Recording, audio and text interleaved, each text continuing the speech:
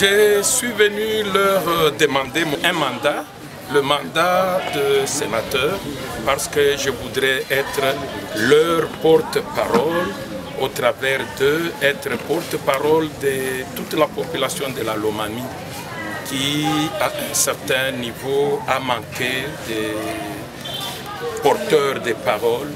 Nous sommes restés, depuis 9 ans que cette province existe, comme un peuple abandonné.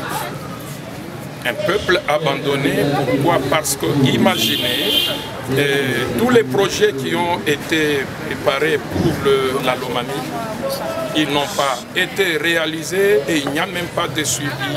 Ça, ce n'est pas le problème de la province comme l'individu attitré pour poursuivre, c'est la réalisation de ce projet. C'est aux sénateurs de le suivre. Je prends un petit exemple que j'ai même évoqué ici, je parle du programme Tchilégelou.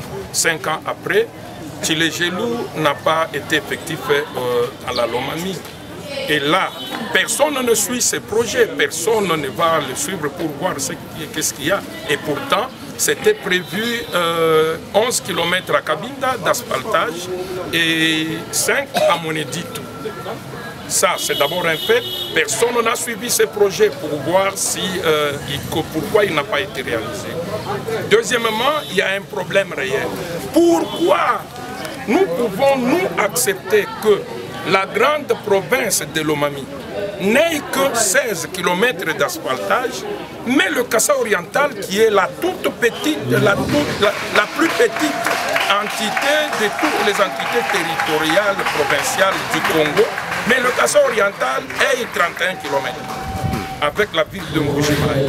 Oui, on ne s'est pas seulement limité à 31 km, on a ajouté encore 40 km. Ainsi donc Mbujimayi a plus de 70 km d'asphaltage, pendant que toute la province de Lomami n'a même pas un seul mètre. Pourquoi? Nous n'avons personne qui suive là. Je suis venu demander aux députés provinciaux, sans argent, je leur ai demandé de me donner ces mandats-là. Je pourrais d'ailleurs même changer la vision de plusieurs qui pensent que pour être sénateur, il faudra donner de l'argent. Mais cette fois-ci, nous leur avons parlé et ils sont prêts, ils sont d'accord, ils ont compris qu'ils doivent donner ces mandats. Je sollicite ces mandats, comme je le dis, aux députés provinciaux qui représentent cette population de Lomami. Nous avons besoin d'un porte-parole au niveau national. Nous en manquons. Si vous en connaissez un, vous pouvez nous dire oui, c'est elle.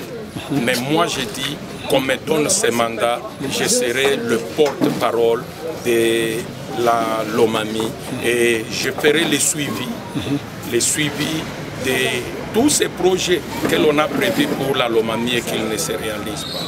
Je ferai le suivi. Par rapport au niveau législatif, j'ai avec moi quelques projets. Je me dis, c'est possible que je demande la révision du code minier, que je demande la révision de la Constitution à certains points que je connais, que je sollicite la révision de notre code pénal, que l'on révise le code pénal, surtout en ce qui concerne ce que l'on appelle violence sexuelle.